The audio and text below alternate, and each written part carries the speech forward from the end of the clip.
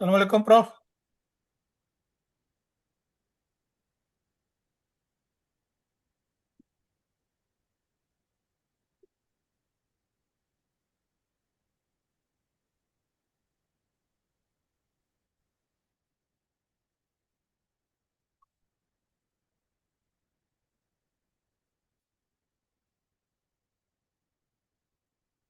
Assalamualaikum Prof.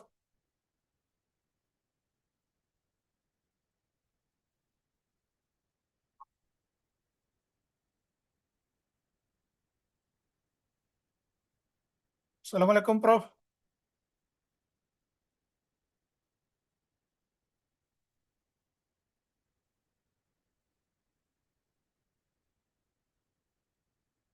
Assalamualaikum Prof.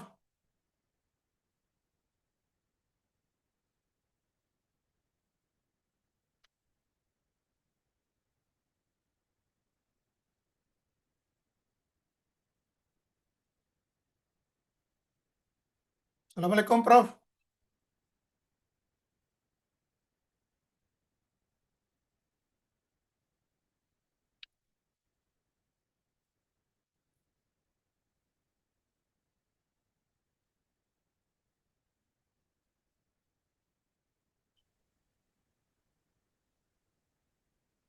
Assalamualaikum. Assalamualaikum Prof. Baiklah saudara-saudara sekalian, sudah bisa kita mulai saja ya. Coba yang diaktifkan dulu videonya, saudara Sardino, coba diaktifkan videonya. Saudara Tuti Wahyuni, saudara Indah Sari Dewi, saudara Mutalib. Tolong diaktifkan dulu kita mau absennya.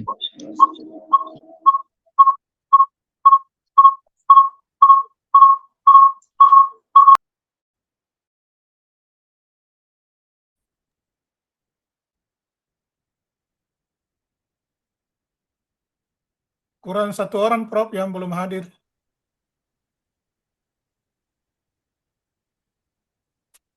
Coba saudara Syahdino,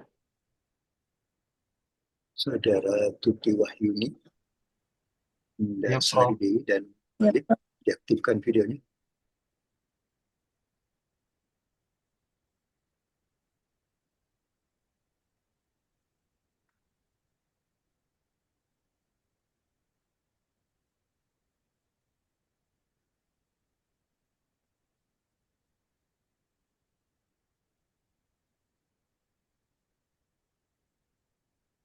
Sebelum saya mulai ini, saya mau tolong dibuka topinya Pak Syahdino. Syahdino, tolong dibuka dulu. Ya Prof. Dibuka topinya Syahdino. Ya Prof. Ada Prof. Nah, ini foto apa live ini?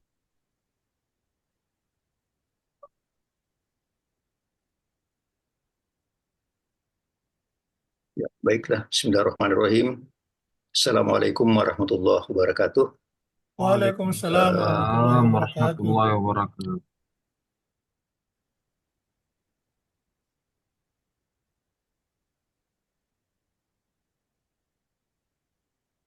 Sebelum saya mulai ini, kita mau cek dulu apa suara saya bisa dengar. Farid, Dengar Prof. suara saya sudah bisa didengar ini, Farid HD. Iya terdengar Prof.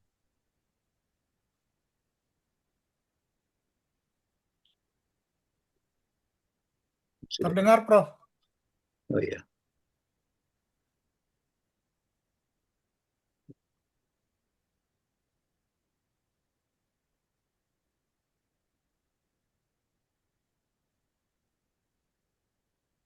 Coba yang lainnya diaktifkan dulu videonya ya. Jangan foto yang diaktifkan, videonya.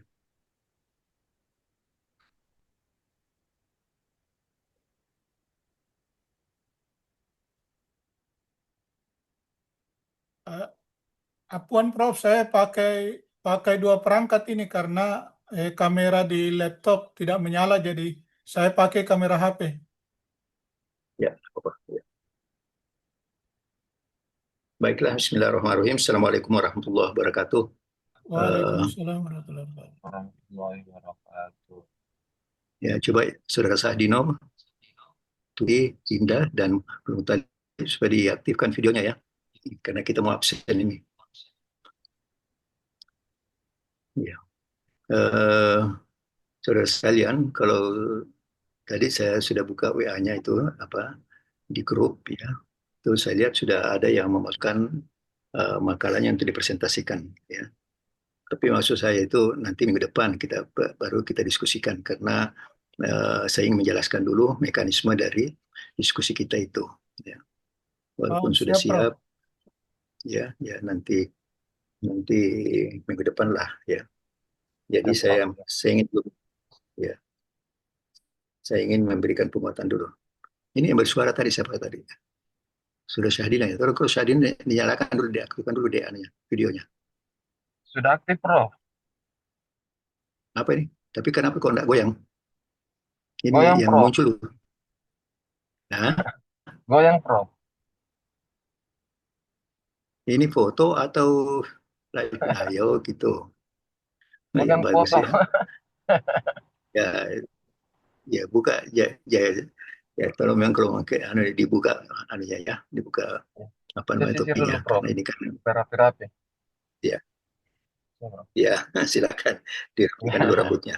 Ya, Ya, ya, ya. Siap, siap. ya sudah agak itu biar sudah di ya Ya, Prof. ya baiklah saudara sekalian eh, apa namanya nih. Sebenarnya kalau memang saudara Farid sudah siap untuk diskusi, ya kita diskusikan saja. Tapi kan pembahasnya kan belum tentu sudah siap. Karena ada dua pembahas ini, Syahdino dengan saudara Indah Sari. Ya. Kemudian moderatornya saudara Tuti. Nah, apakah ini sudah siap juga? Saudara Tuti, apa sudah siap jadi moderator atau belum? Kemudian Syahdino, apa sudah siap untuk sebagai pembahas? Dan Indah juga sebagai pembahas. Siapakah Indah kah? Siapa tadi? Ya, Indah, Ya Prof. Indah sebagai pembahas. Saya kira ya jadi pembahas ya. Jadi mungkin karena ini masih kurang responsif ya. Jadi mungkin nanti minggu depan sajalah kita diskusinya ya. Saya ingin Siap, Prof. memberikan sedikit wawasan tentang bagaimana kita berdiskusi atau mengkaji atau meneliti dengan historiografi Islam. Ya. Kalau begitu saya share dulu makalahnya ya. Ini Indah kok tidak belum dia nih belum aktifkan anunya videonya. Aktif nih Pak Prof dari tadi. Tapi tidak muncul gambar tadi situ. Oh, ini dari tadi saya aktifkan. Iya. Kelihatan jika Tuti goyang di gambarku. Ya, sudah aktif dari tadi, Prof. Cuma mungkin jaringannya kurang kondusif, sehingga tidak terlihat bergerak di Zoom.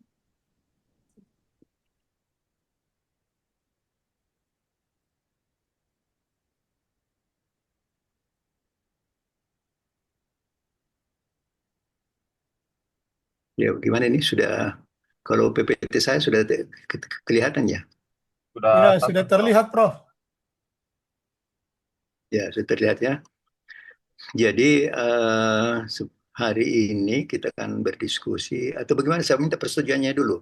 Apa kita sudah siap untuk berdiskusi pada hari ini karena saya lihat makalah sudah tersedia. Saudara Syahdino dan Saudara Indah juga sudah hadir. Sisa Uti juga sudah hadir ya. Ya, jadi ya semuanya sudah hadir. Cuma persoalannya kesiapannya untuk menjadi moderator, untuk menjadi pembahas, apakah sudah siap juga? Bagaimana Saudara Sahdino? Sudah siap untuk atau Kalau untuk Saudara sekarang, Indah? Prof, mungkin mendadak sekali, Prof. Belum ada Ya, kesiapan. Belum siap, Prof, saya untuk jadi pembahas. Mungkin insya Allah minggu depan sudah siap sekali, Prof. ini kan ya.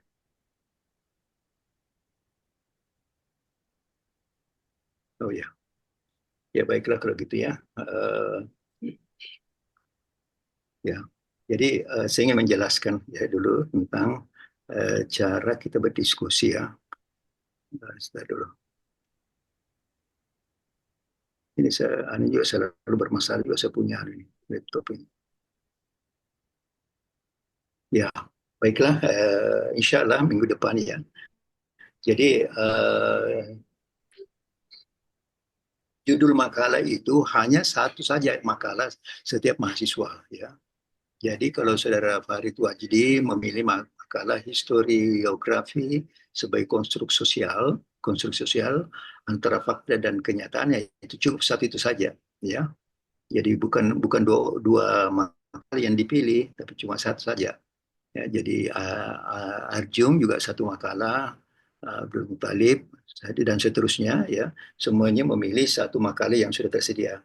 Makalah yang saya sajikan, judul-judul makalah itu kan ada, kalau tidak salah ada 15 ya, kalau saya tidak salah itu ada 15 makalah. Ya, jadi untuk Saudara Farid Wajdi itu memilih topik yang pertama, yaitu historiografi sebagai konstruksi sosial antara antara fakta dan interpretasi. Nah, nanti saudara moderatornya, Saudara Tuti Wahyuni. Ya. Ketika Tuti Wahyuni menjadi moderator, maka Wahyuni nanti mempersilakan Saudara Farid Wajdi untuk mempresentasikan makalahnya. Mungkin presentasinya ini dibatas ya, antara 15 sampai 20 menit lah ya. Kalau lebih dari itu ya bisa, yang penting ya terlalu jauh dari situ ya. Jadi ada gangguan dari luar.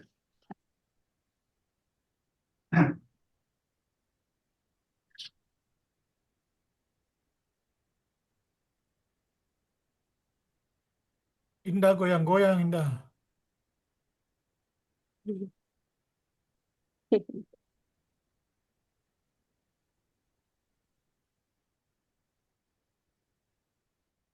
Ya, jadi setelah Saudara Farid Wajdi mempresentasikan makalahnya, nanti dibahas oleh dua pembahas.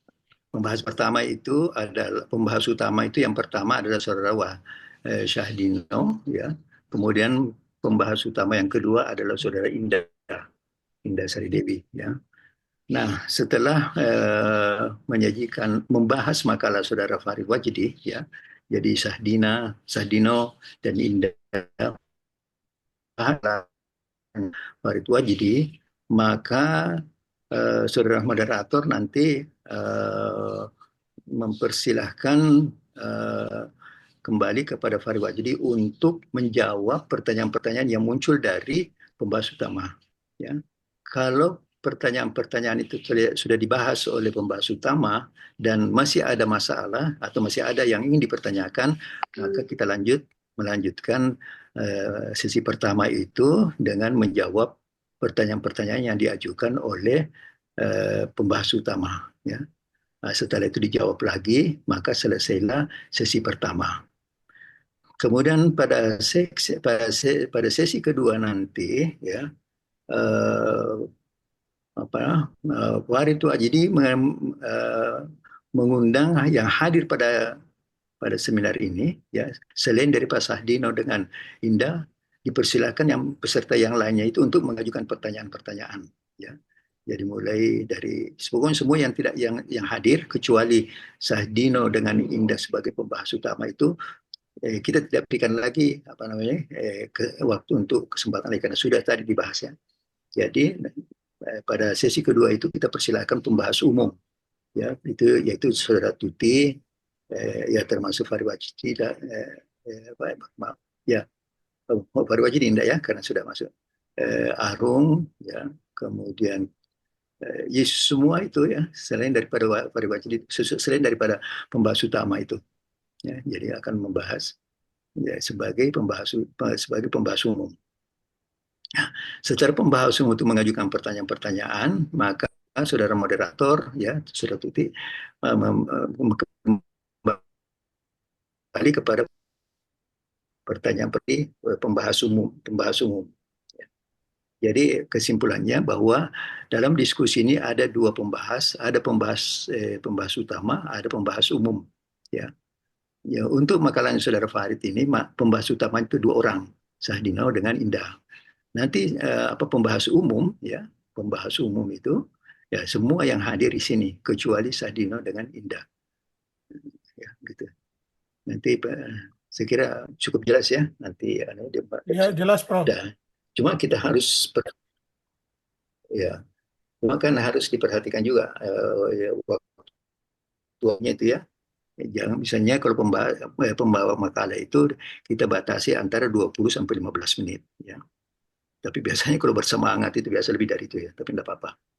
Sebenarnya kalau pemakalah itu memang lebih semakin banyak waktu dipakai dan semakin jelas itu lebih bagus ya. Tapi kalau ngelantur juga ya kan kurang baik. Nah, kemudian apa lagi?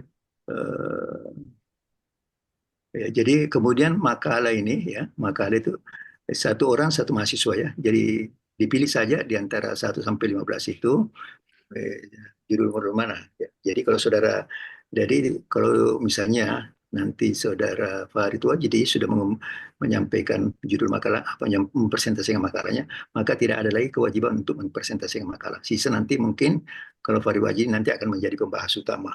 Ya. Akan menjadi pembahas utama. Baru lagi ada tugasnya. Atau dia menjadi sebagai moderator. Ya, mungkin di situ bertugas lagi. Baik, sekiranya sudah jelas ya. Ya, jelas, Prof. Tapi sebenarnya ya, tapi kelihatannya sudah bersama semua ini untuk menjadi diskusi kita. Tapi Saudara Sadina sudah menyarankan supaya kalau bisa nanti sekira memang lebih ya, kalau minggu depan kita diskusikan ini karena supaya lebih matang lagi ya. Jadi saya akan mempresentasikan ya, ya baik, saya akan presentasikan dulu apa ya. Saya share dulu ya.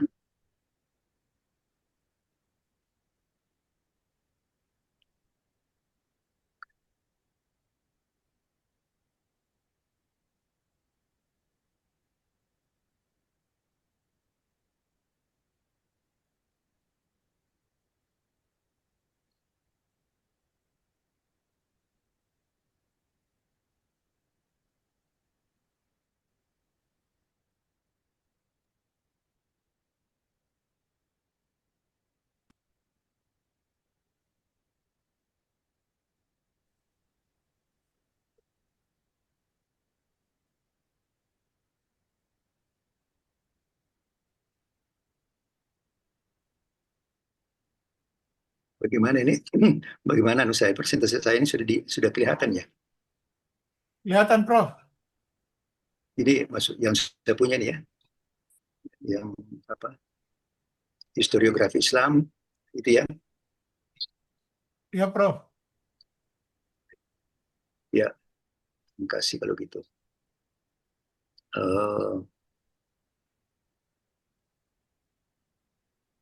Ya, baik. Ini ya, sudah kelihatan ya. Baik. Nah, sekarang kita masuk. Kemarin itu kan kita sudah masuk. Kemarin ya saya sudah jelaskan itu tentang historiografi pengertian dan jenisnya ya. Saya kira kita sudah kemarin sudah jelaskan. Kemudian jenis-jenis historiografi, mulai historiografi tradisional, kolonial, historiografi nasional, modern, saya kira juga sudah ya. Kemudian sumber-sumber historiografi itu ya, mulai dari sumber sejarah Islam, kemudian metode sejarah Islam, perspektif sejarah Islam, kemudian teori sejarah Islam ya, karena di situ masalah teori sejarah Islam itu kan banyak sekali teori-teori yang bisa kita ungkapkan nanti. Kemudian kritik sejarah Islam ya. Jadi sejarah Islam yang ditulis itu juga banyak kritik masuk kritiknya ya. Kemudian pelopor penulis historiografi Islam ya, antara lain Ibnu Ishaq, Ibnu Waqidi dan seterusnya ya, Al-Tabari dan seterusnya, Ibnu Khaldun.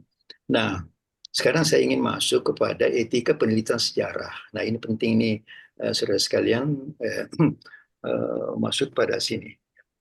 Jadi kalau kita berbicara tentang etika penelitian sejarah ya, jadi etika itu kan adalah seperangkat prinsip-prinsip moral dan etika. Ya. Jadi etika penelitian itu adalah sebagai seperangkat prinsip-prinsip moral. Uh, uh, uh, dalam etika penelitian itu, ya, di situ ada etika akademik yang kita harus junjung tinggi, etika profesional yang semuanya itu mengandung prinsip-prinsip moral yang menjadi pedoman sejarawan dalam melakukan penelitian. Jadi seorang penelitian itu dia terikat secara aksiologis, ya, secara aksiologis dia harus mempertanggungjawabkan secara etis, baik dia sebagai seorang peneliti sejarah maupun nanti hasil-hasil penelitiannya itu harus punya tanggung jawab etis. Ya. Jadi itu harus dipahami. Harus punya tanggung jawab etis terhadap hasil penelitiannya itu. Kayak, ya, nah, maka oleh karena itu, ya, norma-norma sosial yang hidup dalam masyarakat itu harus dijaga. Ya. Ada beberapa prinsip-prinsip prinsip-prinsip yang utama dalam penelitian sejarah itu adalah pertama adalah kejujuran kejujuran akademik. Ya. Ini kalau kejujuran akademik itu artinya kita betul-betul menghindari yang namanya plagiarisme, ya, plagiat. Ya. Jadi kita harus menghindari itu namanya plagiat. Karena plagiat ini sebenarnya racun bagi dunia akademik itu. Plagiat itu. Bayangkan kemarin itu ada kasus yang terjadi, itu sudah mau dilantik menjadi rektor, ya, lalu kemudian muncul itu plagiasinya, ya akhirnya dibatalkan. Dia begitu tingginya nilainya itu yang namanya kejujuran akademik atau kejujuran ilmiah. Kemudian publikasi itu adalah ketaatan kita kepada prinsip-prinsip. Ya sebenarnya publikasi itu agak mirip dengan plagiarisme juga sebenarnya. Ya, jadi menghindari apa yang namanya seperti manipulasi data, ya, itu juga termasuk publikasi juga, ya. Nah, lalu kemudian menyajikan fakta sesuai dengan sumber tanpa rekayasa. Nah, kalau direkayasa data-data itu, ya, kalau direkayasa data-data itu menjadi fabrikasi namanya. Tolong di suaranya dulu di-mute-kan dulu, ya. Itu tadi siapa yang bicara itu, di-mute-kan dulu anunya di komputernya atau HP-nya. Ya. Jadi saudara sekalian dalam penyajian data itu harus bersumber dari sumber yang asli, yang sesuai yang faktual. Nah, seperti nanti bisa diskusikan ini kan antara itu harus menghindari itu namanya plagiasi atau merekayasa. Ya, merekayasa. Sebab itu sudah banyak orang paham itu, ya. Terutama data-data akademik itu biasa direkayasa. Data-data penelitian itu direkayasa sedemikian rupa. Saya ambil contoh saja misalnya, ya, kalau penelitian, terutama dalam penelitian kualitatif itu, ya.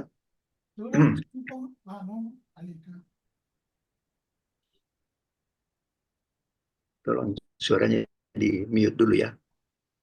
Tolong suaranya di mute dulu. Ya. Pak Farid. Siapa yang mencari? Saudara Farid. Pak Farid. Saudara Sationo.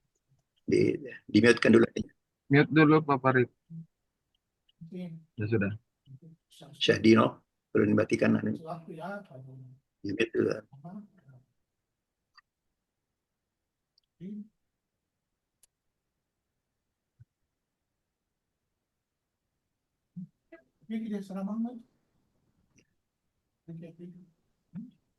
Saudara Farid, ya. Ya. Tegur dulu temannya.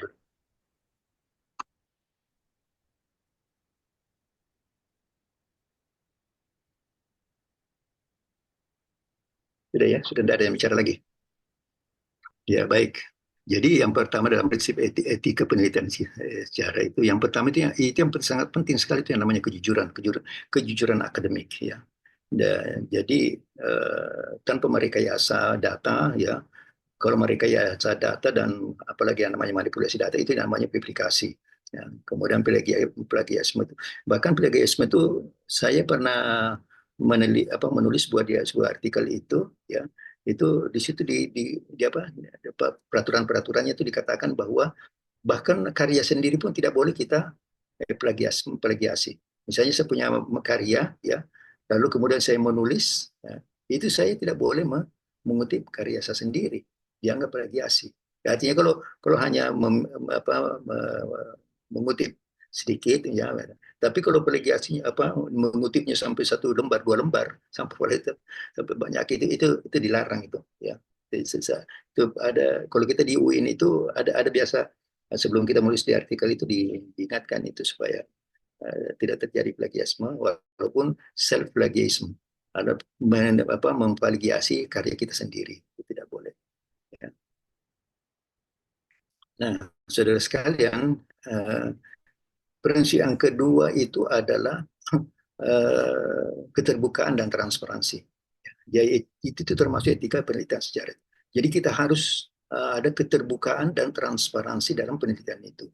Ya, harus menyebutkan sumber primernya dari mana, ya, sumber sekundernya juga secara lengkap dari mana, ya. Jadi kemudian metodologi menjelaskan metode dan pendekatan penelitian. Ini jelas saya harus jelaskan ini sedikit, ya, bahwa menyebut sumber primer, ya. Jadi kalau penelitian sebentar, ya, dalam penelitian sejarah itu sebenarnya ada berbeda dengan penelitian sosiologis, ya, beda-beda, ya. Kalau penelitian sejarah itu, ya, penelitian sejarah termasuk dokumen-dokumen itu adalah sumber primer, ya, sumber itu termasuk sumber primer. Tapi kalau penelitian sosiologi, ya, penelitian sosiologi itu, jadi dokumen-dokumen itu atau dokumen-dokumen yang itu semuanya adalah masuk sekunder, ya, sekunder. Jadi makanya dalam penelitian itu harus dijelaskan ini menggunakan pendekatan metode apa atau pendekatannya apa, apakah pendekatan sosiologi atau pendekatan sejarah. Kalau menggunakan pendekatan sosiologi, maka sumber primernya adalah wawancara. Nah, itu sumber primer, ya. Sumber. Sedangkan kalau penelitian sejarah, walaupun itu bukan dari sumbernya itu bukan wawancara, tapi misalnya dari dokumen-dokumen yang resmi, itu juga sebagai sumber primer, dianggap primer, bukan sekunder. Jadi di situ bedanya. Jadi sumber primer. Kemudian kalau misalnya kita melakukan wawancara, ya, wawancara, sumber primer yang orang yang kita wawancara itu harus dimintakan persetujuannya, ya. Apakah namanya itu bisa kita cantumkan atau inisial saja, ya. Ini banyak sekali itu peneliti sejarah itu ketika dia mewawancara itu dia foto orangnya, kemudian dia kutip dari dari kutipannya itu bahwa ini wawancara dengan si A di sini tanggal sekian, lalu kemudian difoto. Itu secara etika itu tidak bisa, kecuali kalau yang bersangkutan bersedia, ya. Karena begini, ada konsekuensinya. Kalau misalnya kita mempublikasikan sumber primer kita itu kepada orang kita wawancarai, ya, lalu kemudian apa yang kita tulis itu ternyata dia tidak seperti itu maksudnya, ya, kan bisa batal kita punya penelitian. Nanti terus kita dibantah bahwa tidak begitu maksud saya. Kenapa kamu tulis begitu? Nah, akhirnya kita wawancara itu, ya, karena masalah keberatan, maka hasil penelitian itu bisa batal, ya. Jadi itu sumber primer itu sumber yang kita wawancara itu. Makanya dalam etika penelitian sejarah itu, ya, etika penelitian itu sumber primer atau ya orang-orang yang diwawancara itu harus diminta persetujuannya untuk diwawancarai, kita minta persetujuan untuk dipublikasikan, dan kita minta persetujuan untuk dipublikasikan sumbernya, ya. Misalnya wawancara, namanya siapa yang kita wawancarai, pekerjaannya apa, ya, di mana, tanggal, jam, itu harus jelas itu termasuk etika, termasuk juga menjelaskan metode dan pendekatan penelitian. Makanya, ya, dalam metode biasa itu dalam sebuah proposal kan ada namanya kajian terdahulu, ya, ada kajian terdahulu. Itu kajian terdahulu itu bukan hanya sekedar untuk mencantumkan penelitian-penelitian apa saja yang telah dilakukan sebelumnya, ya. tetapi harus menjelaskan eh, hasil penelitian sebelumnya itu menggunakan metode apa, ya. Kemudian pendekatan yang dilakukan itu pendekatannya apa, harus jelas itu.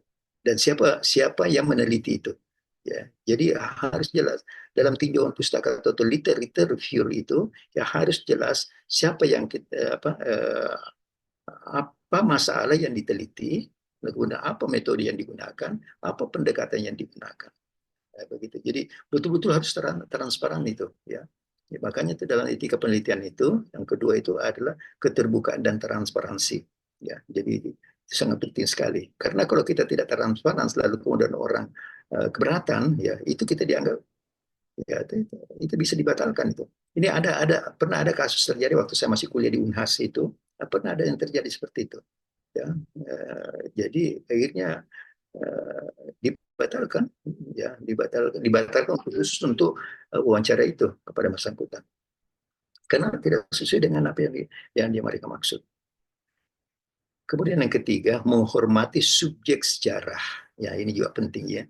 Jadi kalau misalkan dalam penelitian sejarah itu, ya tentu kan ada namanya subjek. Padahal subjek sejarah itu adalah pelaku sejarah, ya. Nah, ini pelaku sejarah itu tidak menistakan tokoh dan kelompok tertentu. Jadi misalnya gini, kita ambil saja lah ya yang apa namanya nih, yang agak peka, ya. Misalnya meneliti tentang gerakan 30 SPKI misalnya, PKI. Jelas-jelas yang jelas-jelas ini yang kita teliti seorang PKI misalnya.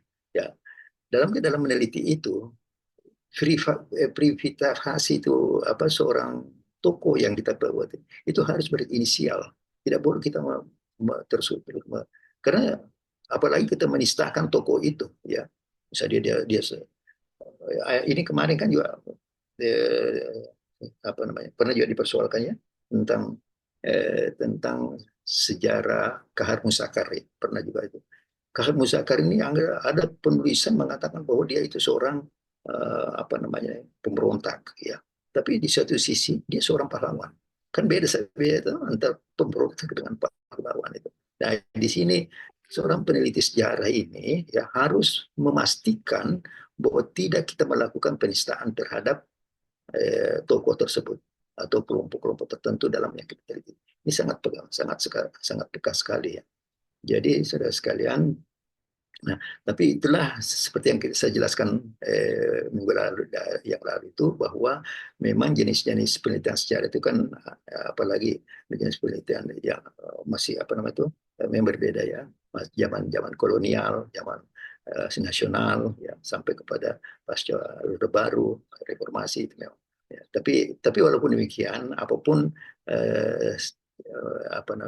model-model sejarah yang dilakukan itu masih tetap harus mempertanggungjawabkan etika sejarah, terutama menghormati subjek sejarah itu, artinya pelaku sejarah itu. Nah, dan juga harus dihindari juga sensitivitas terhadap isu-isu sara itu, ya, masalah agama, masalah identitas budaya, ya. Nah, itu. Jadi harus kita hindari itu. Kecuali kalau memang kita meneliti tentang masalah sara, ya, itu lain lagi, ya. Tapi itu biasanya itu penelitian sosiologi. Nah, kemudian yang keempat, ya etika penelitian sejarah itu adalah tanggung jawab sosial. Nah, inilah yang saya katakan tadi, tanggung jawab sosial itu biasa juga kita sebut dengan tanggung jawab etis atau jadi etika itu, ya. Jadi tanggung jawab etis, ya, aksiologi dari ilmu sejarah itu harus kita tetap jawab. Jadi tanggung jawab sosial itu ada aksiologinya. Jadi aksiologi kita meneliti penelitian itu. Ya, jadi etika sejarah adalah bagaimana kita menegakkan aksiologi ilmu sejarah itu, ya, atau penelitian sejarah yang kita lakukan. Apa artinya aksiologi? Itu aksiologi artinya tanggung jawab sosial, tanggung jawab etis, ya. Seorang peneliti tidak boleh, ya, peneliti tidak boleh dipakai dan menyebarkan kebencian dan legitimasi kekerasan. Jadi itu punya tanggung jawab etis bagi seorang peneliti. Ya. Kemudian menyumbangkan pada pemahaman masyarakat, bukan memperkeruh atau mengadakan peta konflik dalam masyarakat. Jadi itu tanggung jawab etis ya, tanggung jawab sosial kita dalam penelitian itu. Jangan kita melakukan penelitian itu justru malah kita seakan-akan menghasut masyarakat itu untuk berkonflik. Ya. Itu bukan, itu tidak ada tanggung jawabnya itu kalau sampai seperti itu. Jadi kita harus betul-betul punya tanggung jawab etis, punya tanggung jawab sosial, ya, untuk tidak membuat gaduh dalam hasil penelitian kita itu. Nah, jadi saudara sekalian, kemudian yang terakhir itu adalah integritas profesi. Integritas profesi itu adalah seorang sejarawan itu sangat bertanggung jawab pada kebenaran ilmiah. Ya, ini saya harus garis bawahi, kebenaran ilmiah, bukan sekedar kepentingan politik, ideologi, atau sponsor penelitian lainnya. Jadi betul-betul kebenaran ilmiah. Kan sebab begini, ya, dalam seorang profesional, ya, itu kan biasanya diminta untuk membantu meneliti sesuatu hal. Ya sih, karena profesionalitasnya itu maka dia meneliti. Tapi ketika dia meneliti, seorang profesional itu betul-betul integritasnya itu terukur, ya. Integritasnya terukur, ya. Jadi, dan ukuran integritasnya itu adalah bagaimana dia mempertanggungjawabkan itu bahwa ini ada sebuah kebenaran ilmiah. Jadi integritas profesional itu adalah kebenaran ilmiah, bukan sekedar kepentingan politik. Kan kalau menjelang pemilu itu kan banyak sekali falling itu ya, atau misalnya penelitian yang sifatnya temporer itu ya. Mungkin karena punya kepentingan politik, ya tentu hasil penelitiannya nanti selalu ya tergantung dari sponsornya, sponsor penelitian itu, karena itu memang untuk kepentingan politik. Tapi dalam penelitian sejarah itu tidak boleh seperti itu. Ya. Apalagi misalnya untuk kepentingan ideologi, ya. Misalnya ingin menghidupkan kembali komunisme, ya, lalu jadi sponsori oleh yang berafiliasi kepada komunisme itu. Ya, ya. Nah, disinilah seorang peneliti harus betul-betul punya integritas, punya nilai integritas profesionalnya, sehingga tidak terpengaruh dengan politik, tidak terpengaruh dengan ideologi yang berkembang, apalagi tidak terpengaruh dengan sponsor yang memberikan fund atau dana penelitian itu. Jadi banyak sekali ya kalau saya baca itu biasa di hasil penelitian, terutama dalam penelitian ekonomi itu ya, politik ekonomi politik itu banyak sekali itu ya, antara peneliti-peneliti itu saling berbeda ya. Nah, disinilah tentu pertanyaannya siapa yang akan menerahi ya kalau misalnya terjadi konflik integritas, ya, terjadi konflik antara profesional satu dan profesional lainnya.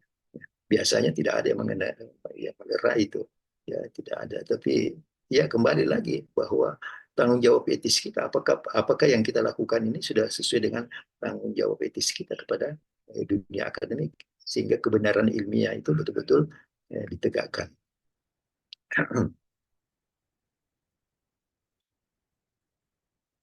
Nah, kemudian saudara sekalian, nah ini dalam etika penelitian itu ya, ini yang perlu kita pahami bahwa ada syarat nilai dalam historiografi. Nah, jadi isu syarat nilai ini ya, jadi ada ya begini, syarat nilai ini sebenarnya tentang nilai itu ada dua sebenarnya, ada yang namanya syarat nilai, ada namanya bebas nilai ya. Ya, ada syarat nilai yang bebas nilai. Seorang historiografian ya, penelitian historiografi itu seorang peneliti sejarah ya yang tidak pernah steril dari nilai ya, itu memang itu sudah itu biasa, tidak bisa itu. Kenapa? Karena adanya keterlibatan subjektivitas, adanya keterlibatan ideologi bagi seorang peneliti, dan bahkan punya kepentingan politik dalam proses penelitian itu. Maka di sini seorang peneliti memang dilematis memang. Seorang peneliti harus menegakkan dimensi syarat nilai itu, bahwa ini harus syarat nilai. Ya. Syarat nilai itu artinya penuh dengan nilai-nilai yang ada di dalam penelitian itu. Ya. Nah, dimensi syarat nilai itu adalah interpretasi fakta. Nah, dalam interpretasi fakta ini, fakta sejati itu bersifat inert, diam. Ya. Nah, makna muncul dari penafsiran sejarawan. Nah, ini disinilah munculnya nilai ini. Ya. Jadi karena fakta sejarah itu ya bersifat diam, bersifat inert, ya, makna muncul dari penafsiran sejarah. Nah, maka oleh karena itu nilai perspektif teoritis dan paradigma mempengaruhi syarat nilai itu. Jadi syarat nilai tadi ini ya, syarat nilai artinya penuh dengan nilai itu, ya, penuh dengan nilai-nilai kebenaran, ya, itu biasanya memang ada muncul dari penafsiran sejarah. Maka kembali lagi sebenarnya bahwa apakah ini syarat nilai penuh dengan nilai atau kan ini bebas nilai. Ya. Coba kita lihat nanti bagaimana perubahannya. Oh belum ya? Oh ini nanti yang syarat itu. Oke, sini dulu. Jadi syarat nilai itu pertama itu adalah interpretasi fakta, ya, dan itu harus bersifat inert dan harus kita bisa tegakkan itu. Kemudian kedua adalah keterikatan dalam sosial politik. Ya. Sejarah sering digunakan sebagai legitimasi kekuasaan. Ya, misalnya sejarah istana, sejarah kolonial, sejarah nasional. Ya. Nah, itu keterlibatan sejarawan itu biasanya diperlukan untuk melegitimasi kekuasaan. Ya, jadi ada kecenderungan menonjolkan pihak tertentu dan menyingkirkan orang lain.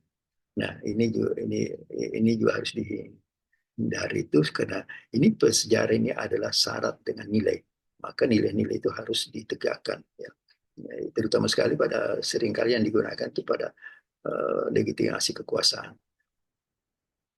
Jadi saudara sekalian, kalau kita melihat sejarah politik Indonesia, ya, itu luar biasa itu ya. Bagaimana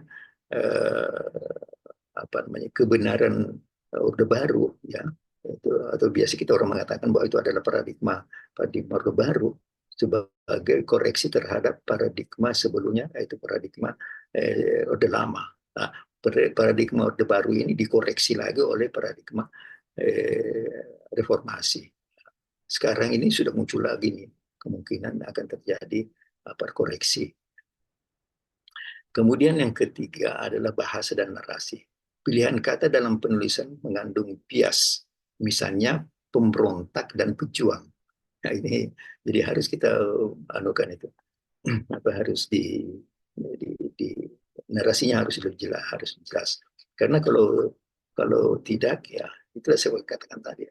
Saya ingat betul ya, saya pernah memberi kuliah di Bone. Ya. Waktu itu saya ditempatkan di sebuah hotel Bone itu. Saya lupa hotel apa di Bone. Saya nginap di situ. Ternyata di Bone itu ada buku tipis, ya, dan saya beli itu buku tipis. Arupalakah seorang pejuang, ya, seorang pejuang, bukan pemberontak. Jadi padahal tulisan sejarah yang dulu ya selalu mengatakan Arupalakah itu seorang pengkhianat, ya.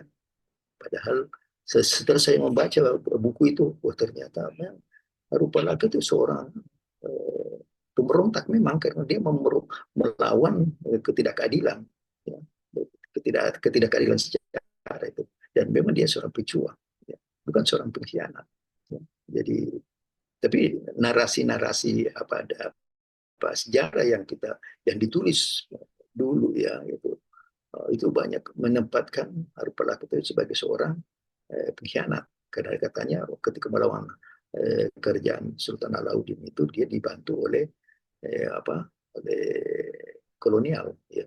Tapi itu kan waktu itu kan belum republik, ya, itu masih kerajaan-kerajaan kecil, ya, masih kerajaan Bone, kerajaan. Jadi pertarungan antar kerajaan, bukan bukan pada masa kemerdekaan, ya. Jadi ya, jadi tidak bisa dikatakan dia seorang pengkhianat karena dia seorang pejuang memang. Ya. Jadi pilihan kata dalam penulisan mengandung bias, misalnya pemberontak dan pejuang, bisa terjadi. Kemudian muncul apa yang disebut dengan historiografi kritis.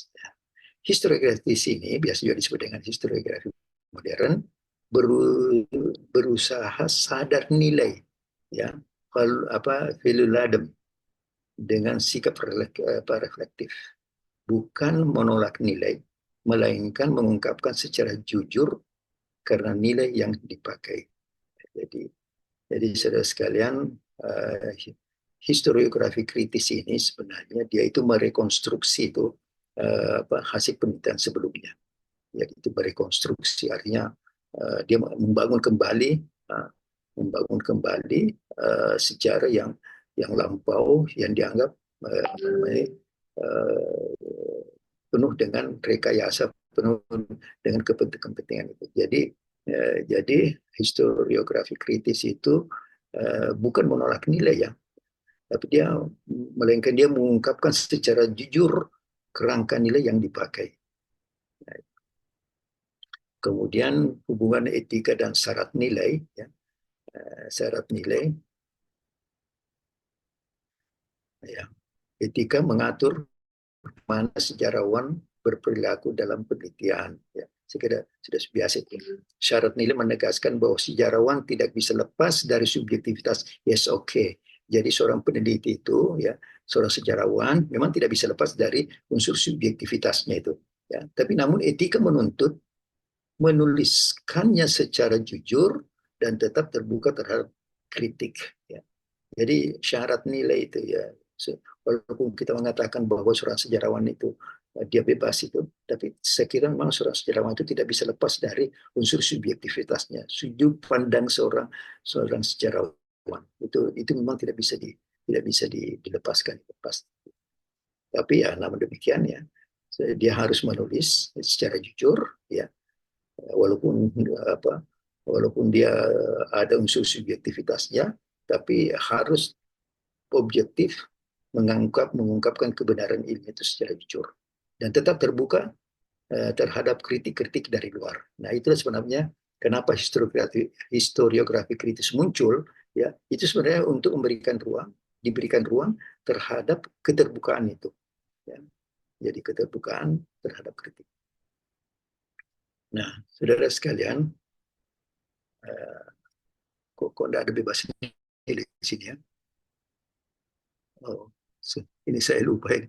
Masukkan ini, ya. Lawan daripada syarat nilai itu adalah bebas nilai. Maaf, saya lupa.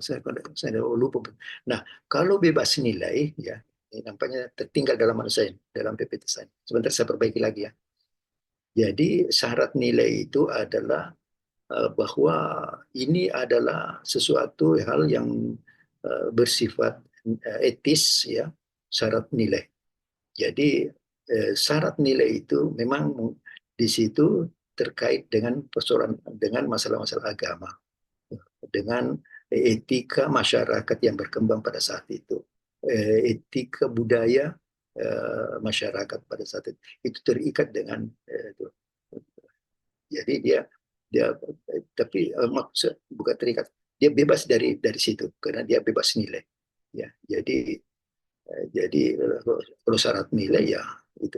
Tapi kalau bebas nilai memang seperti penulis bebas, ya, ya. Dan itu biasanya banyak kritikan itu terhadap yang dianggap bahwa fakta-fakta sejarah itu adalah bebas nilai.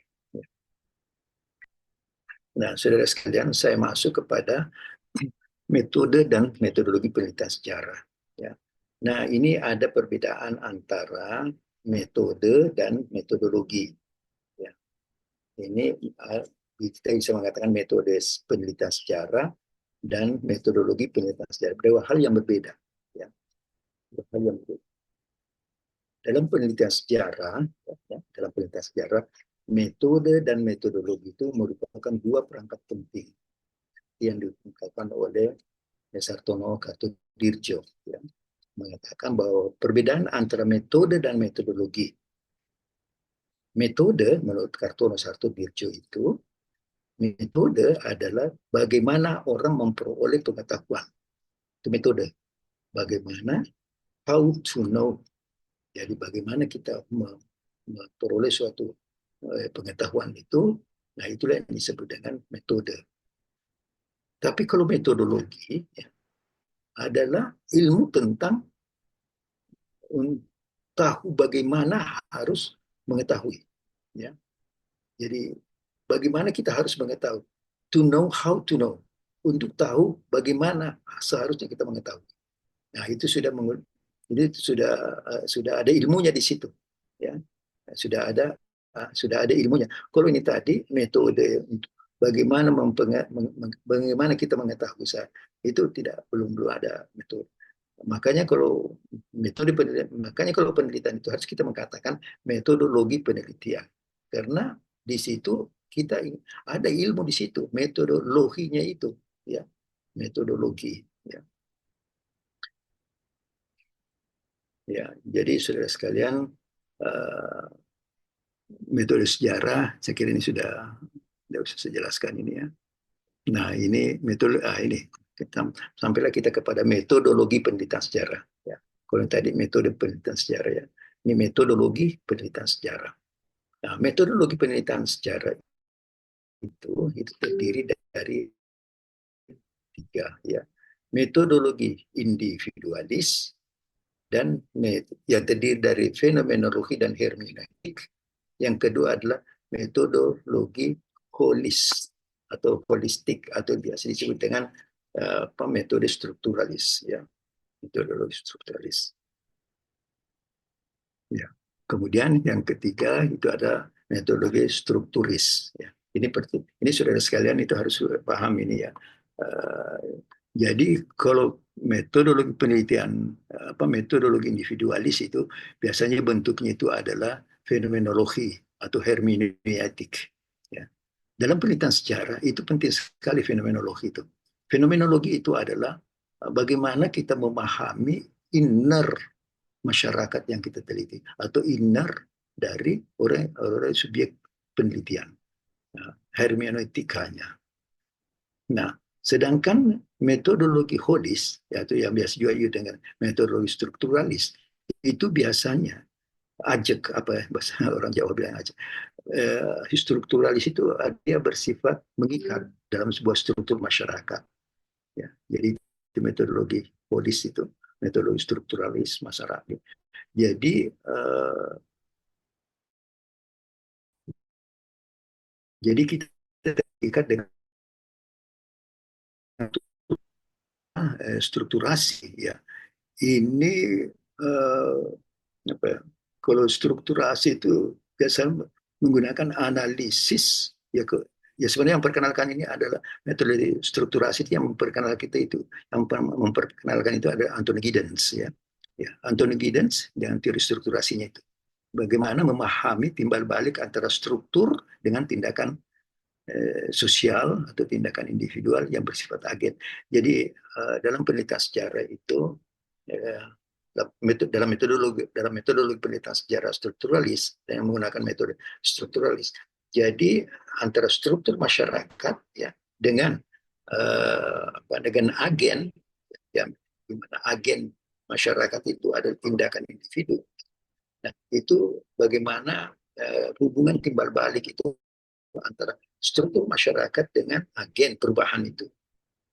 Nah, di sini agak rumit juga ya karena harus kita melacak bagaimana struktur sosialnya, ya, lalu kemudian bagaimana agen masyarakat itu atau agen individu itu melakukan perubahan. Jadi kalau metode strukturis itu sepanjang pengetahuan saya itu lebih banyak digunakan dengan menggunakan teori strukturasi dari Anthony Giddens. Ya. Ya. Nah ini Ya, ini kalau metodologi ya, fenomenologi ya, saya kira saya sudah jelaskan secara detail ya. Intinya itu fenomenologi itu apa yang ada di balik pikiran orang yang diteliti atau masyarakat yang diteliti. Itu fenomenologi. Jadi bagaimana memahami pikiran orang atau masyarakat yang kita teliti. Nah, itu fenomenologi. Ya. Jadi saya biasa memberikan contoh yang sederhana begini ya. Kita misalnya meneliti suatu masyarakat ya.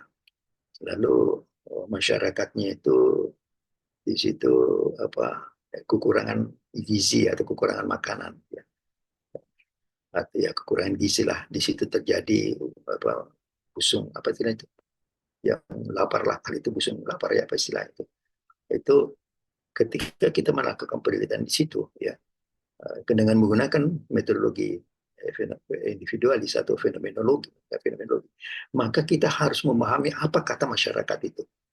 Jadi apa kata masyarakat itu atau apa kata orang yang kita teliti itu, bukan apa yang ada dalam pikiran kita, ya, apa yang ada dalam subjek penelitian kita itu.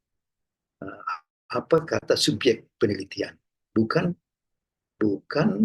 kita sebagai subjek. Jadi subjek peneliti bukan ya, tetapi yang menjadi subjek penelitian itu adalah yang diteliti itu. Nah, itu fenomenologi. Ya. Jadi kalau misalnya dikatakan wah di sana masyarakatnya itu terjadi masyarakat yang kurang gizi, ya jangan kita sebagai peneliti kita harus mengutip apa yang dikatakan oleh masyarakat itu. Yang terjadi kan begini, ya ini pada zaman Orde Lama ya, Orde Baru kan, itu masyarakatnya sudah jelas-jelas kekurangan gizi. Tapi hasil penelitiannya tidak mengatakan bahwa itu masyarakatnya sudah dia berada di ambang kritis gizi, kurang gizi. Tapi dikatakan bahwa itu adalah masyarakat prasejahtera.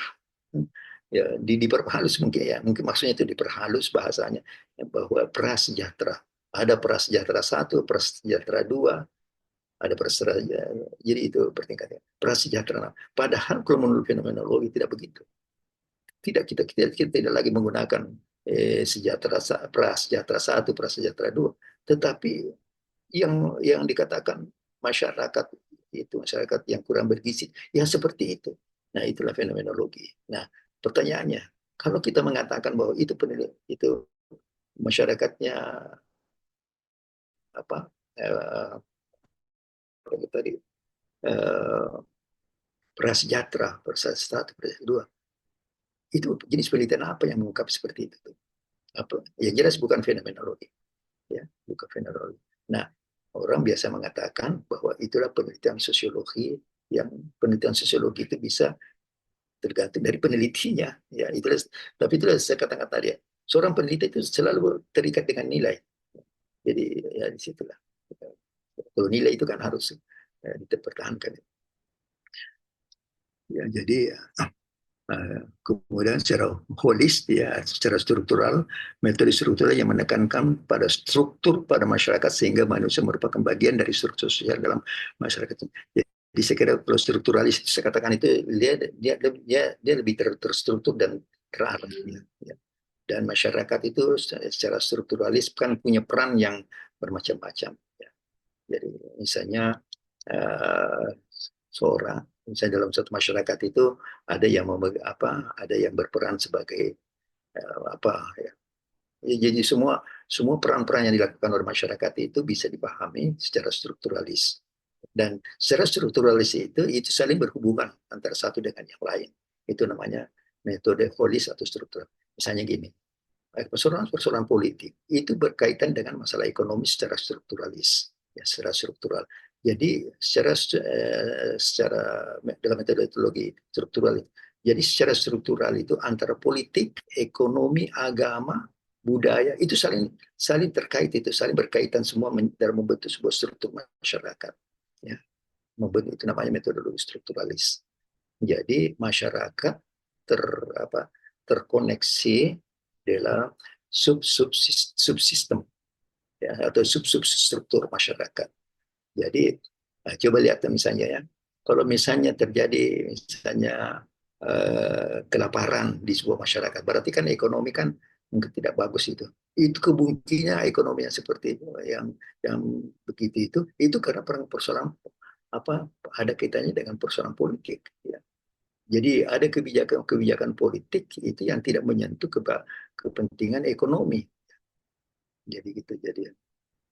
Jadi intinya adalah metodologi strukturalis itu melihat bagaimana struktur masyarakat itu yang terdiri dari substruktur dalam masyarakat itu dan saling terkait membentuk sebuah struktur yang rapi. Jadi politik ada kaitannya dengan ekonomi berkaitan dengan budaya berkaitan dengan agama dan seterusnya. Coba saja secara gamblang saja ya, walaupun kita tidak melakukan penelitian, tapi kita melihat sepintas saja. Ya. Terjadi perang Iran-Irak itu kan politik. Tapi imbasnya kan persoalan ekonomi. Kita di sini sudah antri beli bensin. Apa hubungannya antara politik dengan ekonomi? Nah itu tadi. Ya. Jadi memang tidak. Dalam metodologi penelitian struktural ya, tidak bisa kita pisahkan itu antara politik dengan ekonomi. Nanti pada akhirnya ekonomi ya itu terkait juga dengan persoalan pendidikan. Nah, banyak orang sekarang pendidikannya tidak uang kuliah mahal, macam-macam lah. Itu juga berpengaruh terhadap agama.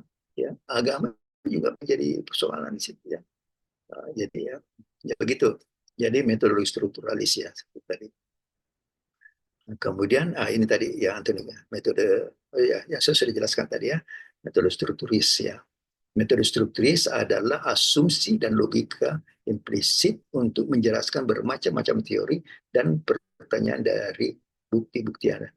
Pengembangan metode strukturis ini diawali oleh Anthony Giddens ya betul. Jadi Anthony Giddens inilah yang memperkenalkan teori strukturasi bahwa manusia adalah agen reproduksi dari struktur realitas sosial. Jadi bagaimana hubungan antara agen dengan struktur yang membentuk realitas sosial. Nanti kalau misalnya mau lebih jelasnya, coba baca bukunya tuh Anthony Giddens itu. Saya punya buku tuh Anthony Giddens itu ya. Saya lupa judulnya Anthony Giddens.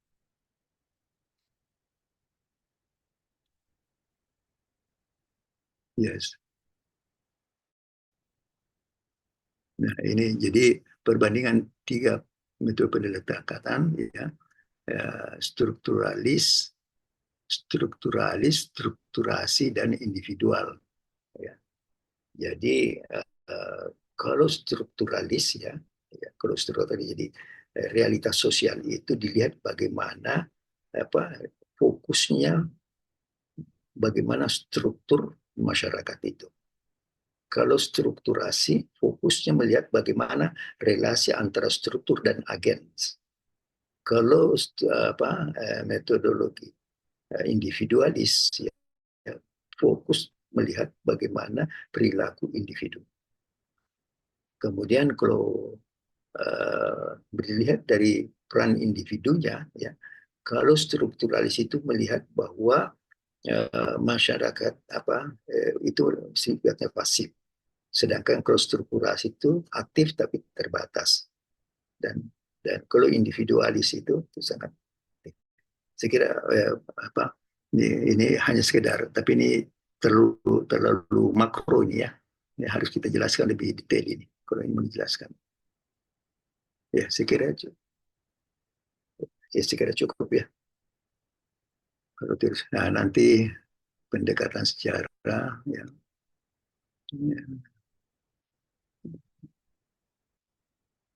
Ini apa tadi? Ya, ini kalau teori sejarah ya. Kemudian pendekatan dan teori pendekatan sejarah. Ya. Jadi ada pendekatannya, harus ada teorinya. Kalau kita misalnya pelan-pelan sejarah itu yang lebih komprehensif memerlukan alat seperti perangkat analisis berupa approach atau pendekatan serta teori ya, yang dapat jadi begini ya. Dalam penelitian sejarah itu kan bisa kita menggunakan pendekatan keilmuan, approach ya, pendekatan keilmuan. Apa menggunakan pendekatan sejarah atau menggunakan pendekatan sosiologi.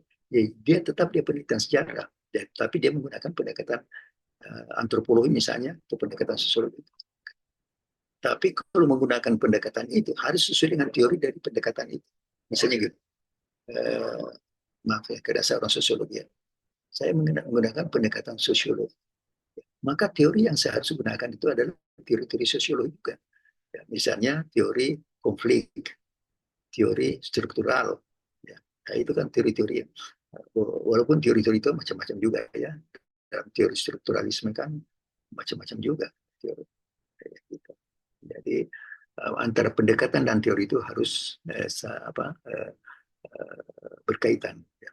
Jangan misalnya pendekatannya pendekatan sosiologi, ya, lalu kemudian teorinya teori ekonomi misalnya, ya, dan nyambung ya. Ya. Ini ada beberapa. Kenapa teori kita butuhkan? Nah, karena ada fungsi-fungsi teori itu macam-macam ya. Pertama itu menurut John Toss ya mengatakan bahwa jarak itu sebenarnya agak kesulitan dalam memahami setiap dimensi pengalaman manusia itu saling berhubungan pada suatu masa tertentu, dan itu yang bisa menjelaskan itu adalah teori ya. Jadi teori itu membantu kita untuk memahami bagaimana realitas yang kita lihat. Jadi teori membantu kita untuk memahami realitas ya. Jadi kemudian yang kedua ya, bahwa dalam perubahan sejarah atau historical change itu, para sejarawan menggunakan sebagian besar waktu mereka untuk menjelaskan ada atau tidak adanya perubahan.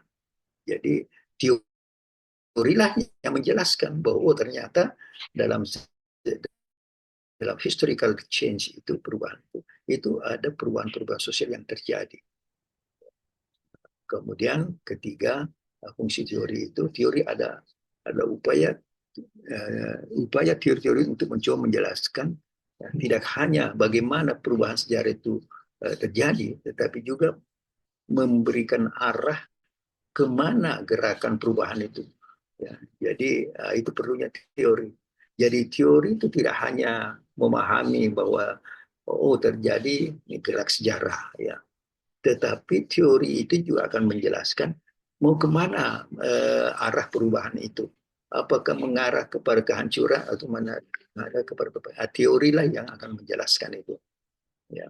Jadi terus sekarang teori-teori tersebut berhubungan dengan interpretasi mengenai usaha manusia untuk memberikan suatu makna bagi masyarakat. Kemudian ini fungsi-fungsi teori yang nanti dibaca saja ini, karena tidak susah ini. Ya.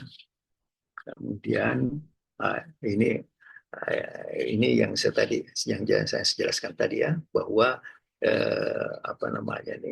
kita menggunakan pendekatan keilmuan, tapi teori yang kita gunakan itu harus sesuai dengan seperti ini. Teori siklus Ibnu Khaldun, ya, teori siklus sejarah ya. Jadi menurut Ibnu Khaldun itu dalam bukunya kan kalau kita melihat Ibnu Khaldun itu kan dianggap sebagai seorang sejarawan ya, sebagai sejarawan. Maka dia melihat bahwa siklus kehidupan masyarakat itu atau siklus kehidupan sejarah itu berbentuk dari begini lingkaran siklus. Ya.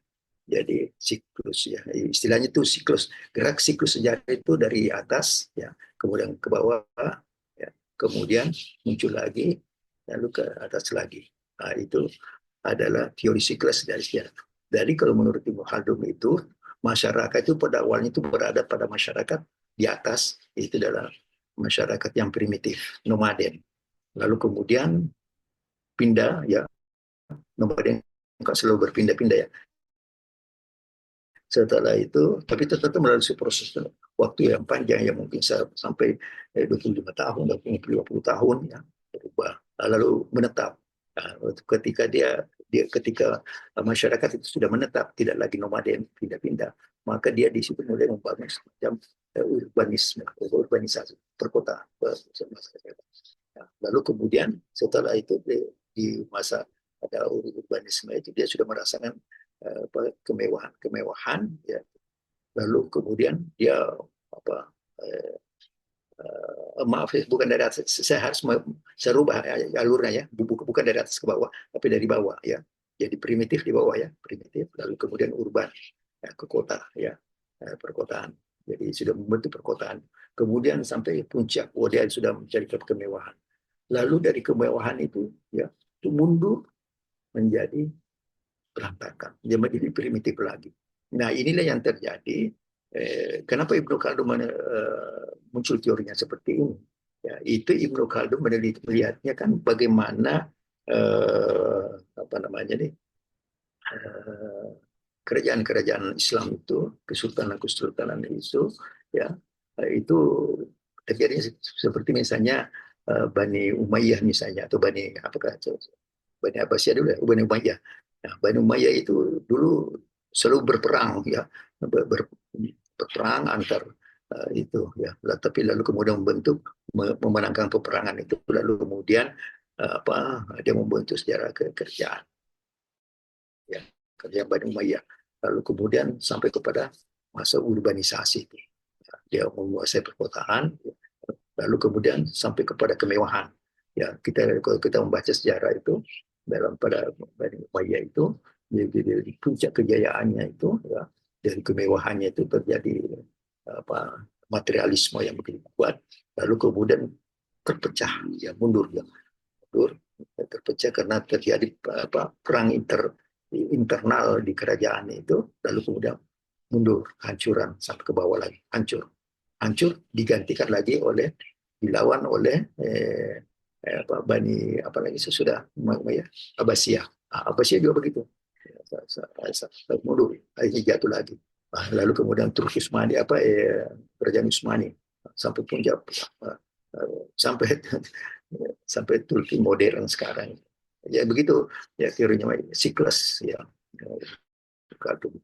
Nah, kenapa Ibnu Khaldun dianggap sebagai seorang sejarawan? Ya, karena dia melihat bahwa itu pertumbuhan dan perkembangan dan pada akhirnya itu melalui suatu siklus kehidupan. Tapi kenapa di sisi lain juga dikatakan bahwa Ibnu Khaldun itu adalah seorang sosiolog. Nah, karena Ibnu Khaldun melihat bahwa yang memperkuat proses apakah dia berada waktu zaman fase primitif nomaden, urbanisme dan kemewahan dan kehancuran, itu yang memperkuat semua itu adalah solidaritas yang disebut dengan asabiyah. Jadi asabiyah itu sebenarnya saya kalau saya merenung ya, asabiyah itu apakah hanya sekedar suku Arab, suku bangsa Arab yang memperkuat kerajaan itu ya. Nah, saya setelah merenung saya membaca, saya menemukan bahwa sebenarnya bukan asabiyah itu bukan suku Islam ya, bukan suku, tapi di situ asabiyah itu sebenarnya adalah ideologi situ, ideologi. Jadi bagaimana ideologi itu kuat situ.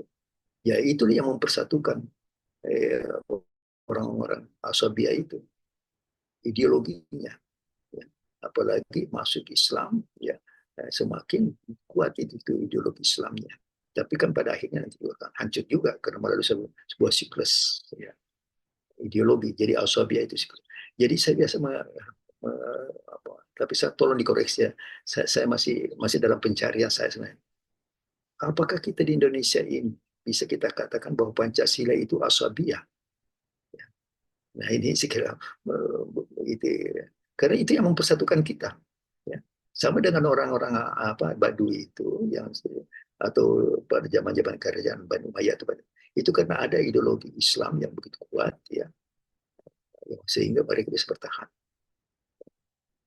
Nah kalau itu asumsi saya ini benar, maka kemungkinan juga apa yang dikatakan oleh Prabowo itu bahwa suatu saat nanti Indonesia itu akan menjadi terpecah-pecah.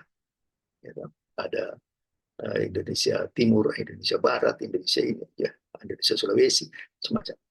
Dekat Prabowo kan punya waktu kampanye kemarin kayak itu dia katakan kita harus waspada bahwa tahun kapan tuh disebutkan itu bahwa itu Indonesia akan menjadi terpecah.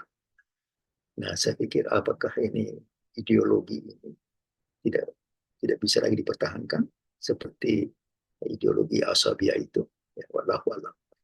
Tapi ini sekiranya nanti bisa kita diskusikan. Tapi saya pun juga sebenarnya kalau saya berpendapat begini itu masih tentatif, itu belum bisa, saya belum bisa pertanggungjawabkan secara konstan itu. Tapi untuk sementara saya berpikiran begitu.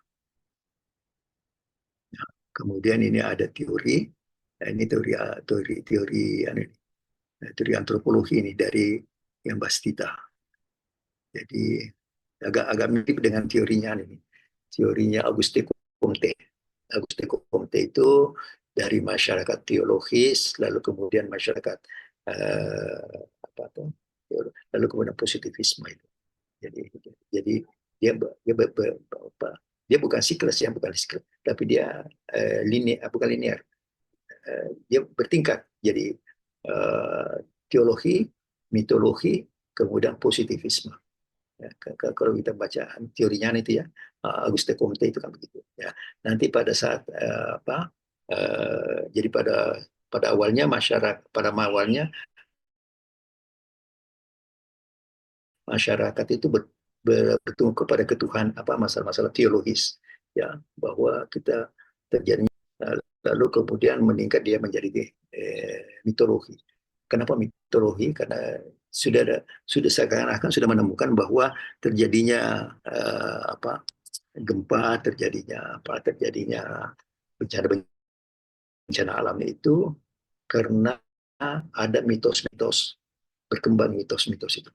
Tapi kemudian setelah manusia menguasai ilmu pengetahuan, sains dan teknologi, itu mitos itu hilang. Jadi semuanya harus dikendalikan oleh sains dan teknologi. Nah, itulah sampai sekarang.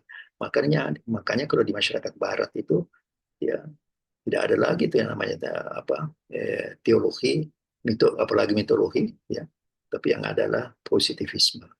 Jadi, tapi walaupun demikian, saya pernah membaca bukunya Profesor Dr. Rashid itu, ternyata juga di Barat juga sudah tidak konsisten juga. Di masyarakat Barat itu juga ada juga seluruh kelompok yang masih mempertahankan teologi, ada juga masyarakat Barat itu yang masih mempertahankan mitos, ya, mitologi, dan sebagian juga yang mempertahankan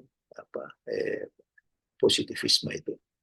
Ya, tapi memang secara logika ya tidak mungkin dalam suatu masyarakat itu tidak ada tiga itu, ya, tidak mungkin. Tapi kalau menurut kalau teorinya Auguste Comte tidak.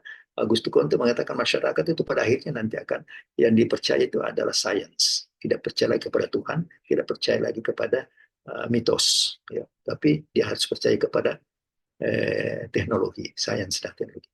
Ya. Kenapa terjadi bencana alam?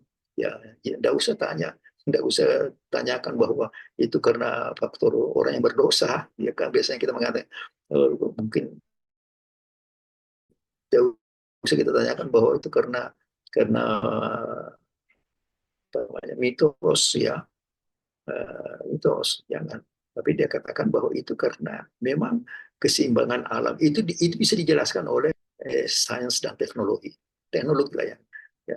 Makanya sekarang itu kan muncul gagasannya Pak Menteri Agama kita, ya, ekoteologis. Jadi ekosistem itu harus dikendalikan, harus di dalam bingkai teologis, ekoteologis. Ya, bagus, menarik, saya senang sekali itu dengan istilah ekoteologis. Ya, nah ini Arnold Toynbee, saya kira sangat, kalau orang meneliti sejarah itu orang pasti paham itu siapa itu Arnold Toynbee. Nah ini lagi, ini Mars, ya, Mars. Jadi teorinya Mars, saya kira kalau Mars itu kan yang sangat terkenal itu ada teori kapitalisme itu ya. Kapitalisme dan antar perjuangan buruh atau kaum burjois dan kaum proletar. Perjuangan naik kelas dari kaum proletar ke. Ini juga dalam perkembangan sejarah, penelitian sejarah itu ada juga yang menggunakan teori ini. Jadi kalau kita lihat ya, Mars ini adalah seorang sosiolog, ya. Ya, dia seorang sosiolog. Tapi dalam analisis sejarah, ya, itu menggunakan interpretasi sosiologis. Ya. Nah, cuma beda dengan apa namanya, bukan, beda beda dengan apa itu, Weber ya. Kalau Marx ini membangun kapitalisme itu bagaimana mengeksploitasi kaum buruh, ya, bagaimana mengeksploitasi kaum buruh. Itu siapa tadi, Marx. Tapi kalau Max Weber, ya, bagaimana mencapai kapitalisme tetapi dilandasi dengan etika, etis. Nah, maka kalau kita membaca bukunya eh, Weber itu, The Protestant Ethic and the Spirit of Capitalism. Ya, The Protestant Ethic and the Spirit of Capitalism. Etika Protestan membangun apa namanya, kapitalisme. Nah, jadi kapitalisme tidak kapitalisme Weber itu tidak menindas, tidak bukan penindasan, karena ada etika Protestan di situ. Nah, tapi kalau kapitalisme Marx, ya ini adalah kapitalisme Marx ini yang dia menguasai semua dunia ini, ya, ekonomi, semua sumber ekonomi, sumber ekonomi itu di Timur Tengah apa semua yang mau diambil itu, ya ya terakhir kan yang sudah dicaplok itu di mana itu, yang dicaplok itu. Nah, itu semuanya ya, karena memang kapitalisme Marx itu memang ingin mengeksploitasi semua. Ya. Lalu kemudian melakukan penindasan. Ya. Tapi mudah-mudahan nanti setelah terjadinya di Iran ini, ya, akan terjadi perubahan global itu. Ya. Jadi mungkin nanti terpecah ya, bahwa mungkin terpecah, orang lagi tidak melihat bahwa eh, apa blok fakta Warsawa, NATO ya, mungkin nanti ada tersendiri nanti tuh Timur Tengah, karena di situ Timur Tengah mungkin dipimpin oleh Iran, mungkin tiga ya, Timur Tengah, Iran kuasai, kemudian blok Barat itu Eropa, Amerika, dan timur itu adalah Cina. Kemungkinan akan, kalau saya membaca gerak sejarah, kemungkinan ke situ mungkin, walau tapi ya nanti kita lihat saja lah. Ini teori masuknya Islam, ya, teori masuknya Islam. Kemarin kan saya sudah jelaskan ya, ada mengatakan dari Gujarat, ada mengatakan bahwa tidak, Islam masuk Indonesia itu di Nusantara itu melalui Persia. Ada juga mengatakan bahwa Islam masuk ke Indonesia itu ke wilayah Nusantara itu melalui Cina. Ya. Ada juga mengatakan tidak, itu langsung dari Arab. Ya. Nanti dibaca aja sendirinya, karena ini sudah juga saya jelaskan. Ya. Jadi kenapa berteori mengatakan bahwa Islam masuk ke Nusantara itu melalui Gujarat? Karena dia melihat peninggalan-peninggalan Jarat itu, ya, peninggalan-peninggalan Syekh Malik, siapa namanya, Syekh Malik yang di Aceh itu ternyata kuburan-kuburannya itu ya kerjaan Sumatera Pasai itu banyak kesamaan dengan yang ada di Gujarat di sana. Jadi sehingga mengatakan bahwa Islam yang masuk di Aceh itu dari Gujarat. Tapi ada juga teori mengatakan tidak, itu dari Persia. Karena banyak tradisi-tradisi kita di Nusantara ini sebenarnya berbau Syiah. Ya, seperti misalnya kalau Muharram itu ada namanya bubur suro. Ya, ada apa lagi namanya tuh?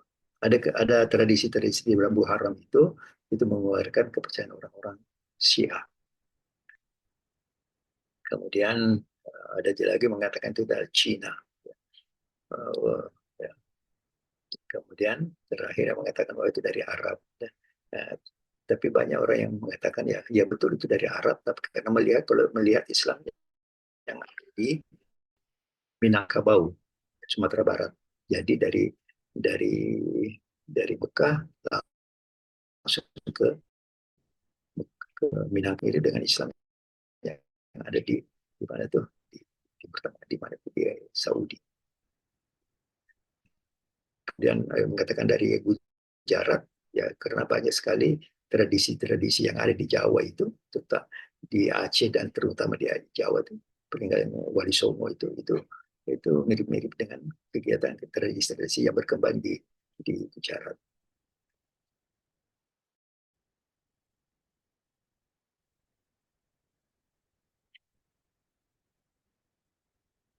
Ya, saya kira ini ya, statistik, verifikasi. Jadi dalam penelitian itu, langkah-langkah penelitian itu yang pertama itu kita harus melakukan heuristik. Heuristik itu artinya pengumpulan sumber penelitian. Jadi kita kumpulkan saja itu sumber-sumber penelitian kita, ya, penelitian sejarah maksud saya. Kemudian verifikasi kritik. Jadi kita melakukan kritik sumber. Oh, ini sumbernya itu sudah kumpul, harus dikritisi sumber ini. Lalu kemudian diinterpretasi. Interpretasi. Kemudian terakhir barulah historiografi, menulis skrip sejarah. Saya kira.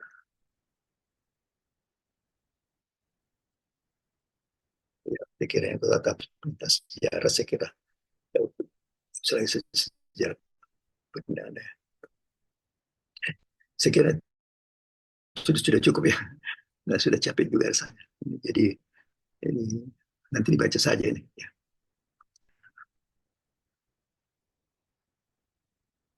Ya, saya kira itu barangkali ya presentasi saya. Ya. Jadi kesimpulannya bahwa kalau penelitian sejarah itu ya bahwa kalau kita menggunakan metodologi individualis, maka itu lebih bersifat heuristik dan fenomenologi. Tapi kalau kita menggunakan metodologi strukturalis, ya, maka kita harus melihat bagaimana struktur sosial yang ada di masyarakat. Kalau kita melihat dari strukturasi, berarti bagaimana sebuah realitas sosial itu kaitannya dengan agen perubahan. Sekira itu bacalah. Yang lainnya sudah selesai saya bacanya. Saya kira demikianlah yang ingin saya sampaikan. Sebelum saya menutup, mungkin ada hal yang ingin disampaikan. Ya. Tapi yang jelas ya bahwa insya Allah minggu depan lah kita mulai diskusinya, dan nanti makalah pertama kan kita bahas makalahnya Saudara Muhammad Farid Wajid. Sampai sekian ada yang atau ada yang ingin disampaikan yang di luar dari materi ini, silakan saja.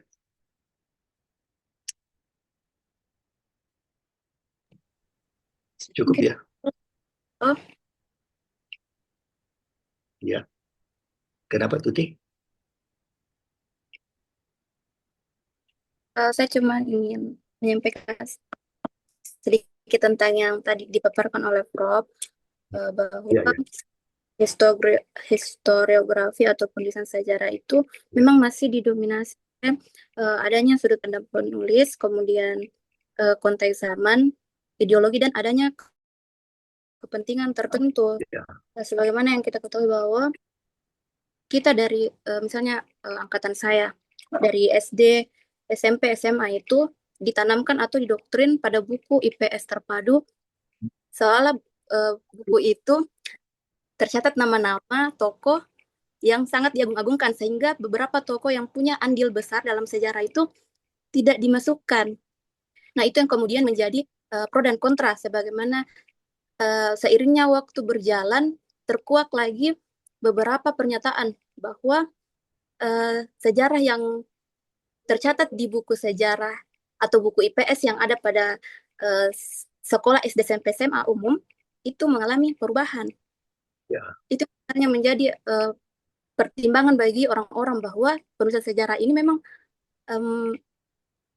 penulisannya itu menjadi pro dan kontra yang karena itu kepentingan tertentu, entah itu kepentingan politik atau adanya hal lain yang mungkin menjadi kerjasama lah, seperti itu, Prof. Ya, yang penting asal jangan kena proyek ya. Proyek pengadaan buku kan itu yang melanda itu ya, itu dijadikan proyek, itu yang berbahaya sebenarnya. Sebenarnya ya itu memang betul bahwa dalam penelitian sejarah itu sekarang walaupun kita mengatakan ini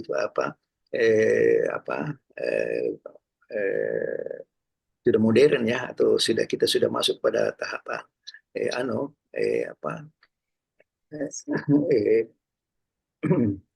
sudah kita merdeka ya, jadi kita sudah bukan lagi dibuat zaman kolonial ya. Tapi ya itu masih tetap saja punya kepentingan-kepentingan ya. Ya, jadi saya ingat dulu itu ya, kalau misalnya pada zaman, kalau kita membaca historiografi tradisional, ya itu betul-betul kayaknya kita tercerahkan itu bagaimana ketika apa namanya tuh, sejarah Sriwijaya, ya sejarah kerajaan-kerajaan Islam ya. Tapi saya kira sampai sekarang itu sudah masih bagus. Tapi begitu masuk sampai masuk kepada apa namanya historiografi nasional, kita kan sudah merdeka, ini ceritanya ya, kita sudah merdeka. Nah di situ kan sudah mulai muncul yang merasa dirinya yang lebih nasionalis gitu ya. Ya orang-orang dari nasionalis itu mengatakan dia adalah orang-orang yang lebih nasionalis. Orang-orang agama ya, ya itu makanya kadang di kami juga orang-orang yang sangat nasionalis ya. Bahkan komunis ya pernah juga ya, ya dan PKI itu Partai Komunis Berjaya pada tahun 45 itu sampai sebelum lahirnya Orde Baru itu ya, ya itu kekuatan komunisme cukup kuat juga ya. Nah, sehingga penelusuran sejarah. Nah, sampai sekarang ya, walaupun kita katakan sekarang ini ada historiografi modern ya, tapi itu lagi masih sering sekali berubah itu. Makanya guru sejarah itu biasanya bingung juga itu ya. Kenapa kok bisa begini ya. Kenapa bisa begitu ya, mungkin ya, ada unsur subjektivitas walaupun sejarah. Kan tadi saya katakan ya bahwa subjektivitas ya seorang sejarawan itu biasa tidak bisa dilepaskan. Tapi kan ada namanya kejujuran ilmiah. Nah di sini sebenarnya dilematisnya antara kejujuran ilmiah dengan unsur subjektivitasnya. Ya itu saya betul apa yang dikatakan tadi itu, bahwa memang model seperti itu ya, seringnya terjadi perubahan-perubahan itu karena ya ada kepentingan ya. Jadi sekarang ini kan lagi bagaimana itu apa sejarah apa, terutama untuk buku sejarah di sekolah pesan apa sanawiyah atau aliyah itu ya, itu bagaimana itu pendidikan pesantren itu kuat sekali pengaruhnya sekarang. Ya dulu itu pendidikan pesantren itu dianggap bukan pendidikan, dianggap itu hanya sebagai apa ya, tapi setelah pengakuan negara terhadap pesantren, ya, lalu kemudian disetarakan antara pesantren dengan madrasah, ya disetarakan itu. Ya, lalu sekarang terjadi lagi dalam penulisan sejarah Islam di Indonesia itu begitu kuatnya itu pesantren itu. Dulu kan pesantren dianggap tidak ada, dianggap bahwa itu majelis taklim saja. Ya, tapi sekarang kan dengan ada undang-undang pesantren itu justru sekarang makin kuat kedudukan pesantren. Ya, sekarang berlomba-lomba orang bikin pesantren. Ya, sekarang lagi lebih marak lagi, bukan lagi pesantren, tapi apa sih, boarding school. Nah, itu berarti itu pengembangan lagi. Ya, saya kira ya terima kasih Saudara Tuti ya sudah bisa menanggapi itu. Ada lagi yang lain? Kalau tidak cukup ya, ya nanti sudah hampir jam 3 ini. Ya, jadi insya Allah nanti minggu depan kita sudah mulai diskusi ya. Ini Saudara Muhammad Fatih Wajid ini sudah dari tadi ini sudah siap berdiskusi, tapi memang harus kita minta dulu persetujuannya ya pembahas utamanya. Jadi pembahas utama nanti ini kan siapa ya?